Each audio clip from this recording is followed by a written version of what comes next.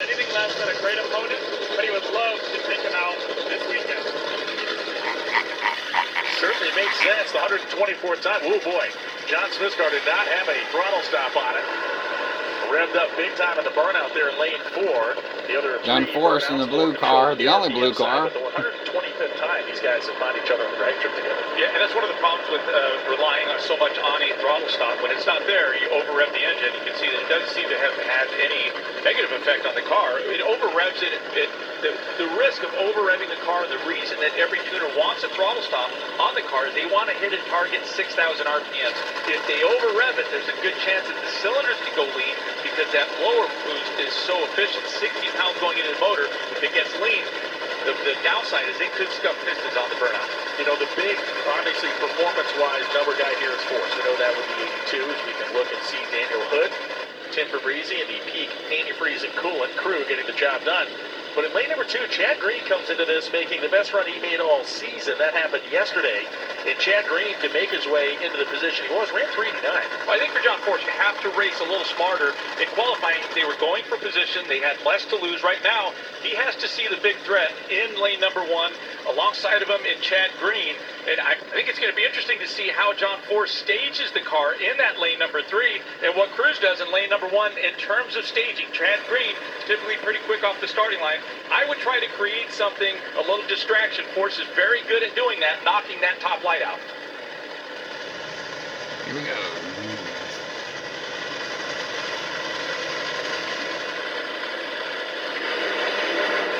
We're off the gun cleanly.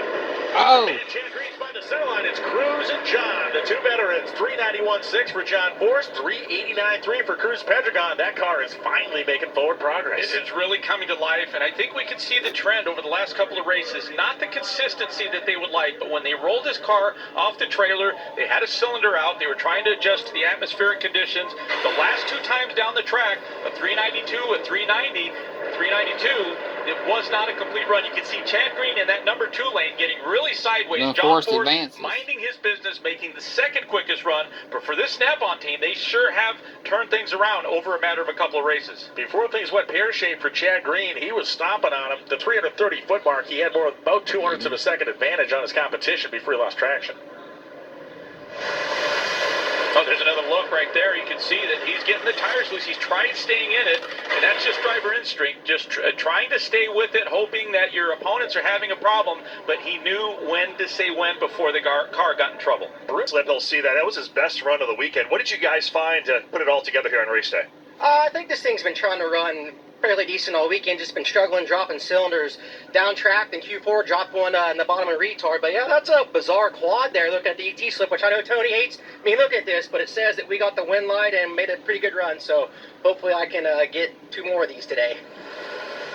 Tony listens to JR listens to the NHRA Insider podcast. Look, this is a guy that likes to open his presents on Christmas Eve.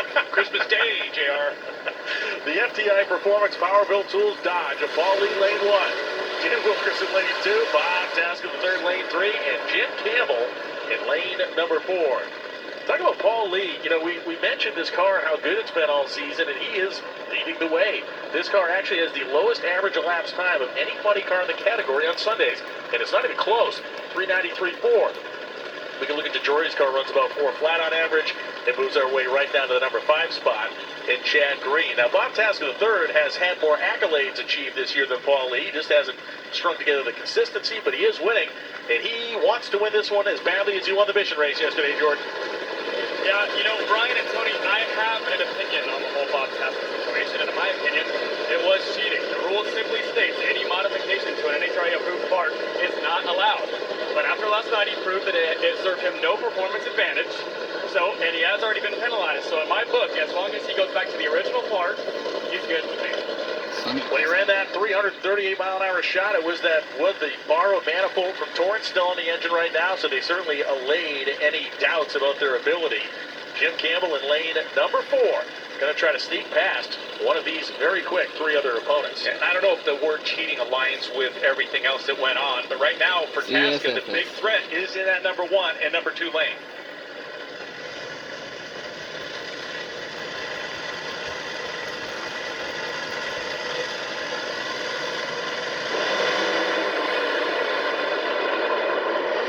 Three-horse race to the stripe. All the smoke out of Lee's Somebody car. blew It's gonna be up. a hole shot for Dan Wilkerson. 388.5 gets him there first, and Bob Tasker the third at 387.1, nearly 337 miles an hour, and just a disappointing move there for Paul Lee. He was first off the blocks, and then it looked as though the engine expired late in the run. Well, look, this is the only thing that Paul Lee really needs to prove. He needs to prove that he can compete at a high level. When you have Bob Tasca, you have Dan Wilkerson, who's been running so well in the other lane.